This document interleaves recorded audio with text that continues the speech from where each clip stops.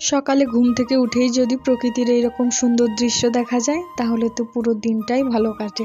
Hello everyone, good morning, welcome to my daily blog. কেমন আছেন সবাই? আশা করি সবাই অনেক বেশি ভালো আছেন। ভগবানের আশীর্বাদে আমরা অনেক ভালো আছি। এই তো সকালে ঘুম থেকে উঠেই ফুল গাছগুলোতে আগে জল দিলাম। এরপর চলে এসেছি প্রতিদিনের মতো সকালের নাস্তা বানাতে। আজকে বানাবো রুটি আর সাথে করব আলু ও সয়াবিনের মজার একটা তরকারি। প্রথমেই আমি গরম জলে আটাটা ভালো করে মেখে নিয়েছি, এরপর গলি করে বানানো শুরু করে দিয়েছি। আগে আমি খুব ভালো রুটি বানাতে পারতাম, তবে এখন কেন জানি না গোল হয় না। আসলে বেশি গুরুত্ব দিয়ে করি না, তার জন্য হয়তো। একে একে সবগুলো রুটি আমার প্রায় বানানো শেষ। এবারে রুটি ছেঁকার পালা। কালকে রান্না করেছিলাম, তাওয়াতে তেল ছিল, ঢেকে রেখেছিলাম, তো ওই তাওয়াতে রুটি দেওয়ার কারণে রুটিটা আমার পরোটা হয়ে গেছে। এরপর এগুলো রুটি হয়েছিল। এরপরে রান্না করে নিয়েছি আমার ভীষণ পছন্দের আলু ও সয়াবিনের সিম্পল কিছু মশলা দিয়ে তরকারি। আমার আবার রুটির সাথে এই আলু সয়াবিনের তরকারিটাই বেশি ভালো লাগে।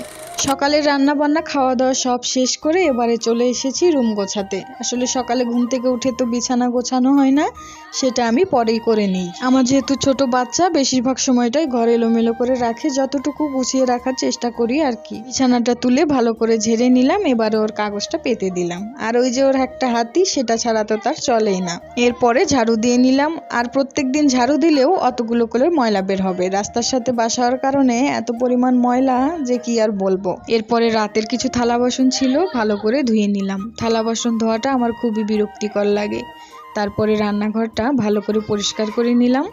এবারে ঘরটা মুছে স্নান সেরে রান্না বসিয়ে দিয়েছি। ওদিকে ডাল ভাত বসিয়ে দিয়ে এদিকে আমি পুজোটা সেরে নিলাম। আজকে রান্না করেছিলাম ভাত, সাথে ডাল ছিল, ডিম ভাজি, আর ছিল পাঁপড় আর এক টুকরো লেবু। এই আমার সব থেকে বেশি পছন্দের খাবার। ডাল দিয়ে ভাত খেলে এত তৃপ্তি লাগে যেন মাছ মাংসতেও পাওয়া যায় না। আর খাবার আগে থালাটা এভাবে সাজিয়ে নিলে মনে যেন আলাদা একটা তৃপ্তি কাজ করে, দেখেই পেট অর্ধেক ভরে যায়। এই তো খাবার গুছিয়ে বেড়ে নিয়ে হাজবেন্ডকে দিয়ে দিয়েছি, এরপরে আমার খাবারটা নিয়ে নিয়েছি। আমিও খুব তৃপ্তি সহকারে খাবারটা খেলাম। এরপরে চলে গিয়েছিলাম ছাদে। অনেক রোদ দেখে কিছুটা আলুর পাঁপড় দিয়েছিলাম, তবে বৃষ্টি এসে সবগুলো ধুয়ে মুছে গেছে। যাই হোক, কিছুই করার নেই। বিকেলবেলা একটু বাবুকে নিয়ে ছাদে হাঁটাহাঁটি ঘোরাঘুরি করছিলাম। সে আবার ছাদে থাকতে অনেক বেশি পছন্দ করে। বিকেলবেলার এই সময়টা আমার প্রিয় দুইজন মানুষের সাথে বেশ ভালোই কাটলো সময়টা। অবশ্যই ছাদটা সবসময় খোলা থাকে না, অনেক লোকজনের কারণে আঙ্কেল ছাদটা খোলে না। যেহেতু আমরা ঈদে বাড়ি যাইনি ছুটিতে, তাই ছাদের চাবিটা আমাদেরকে দিয়েছিল।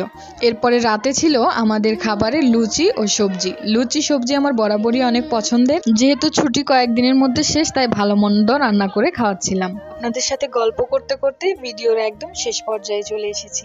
আমার এই ভিডিওটা আপনাদের কেমন লাগলো অবশ্যই কমেন্টে জানাবেন। আর এখনো অনেক গল্প বাকি।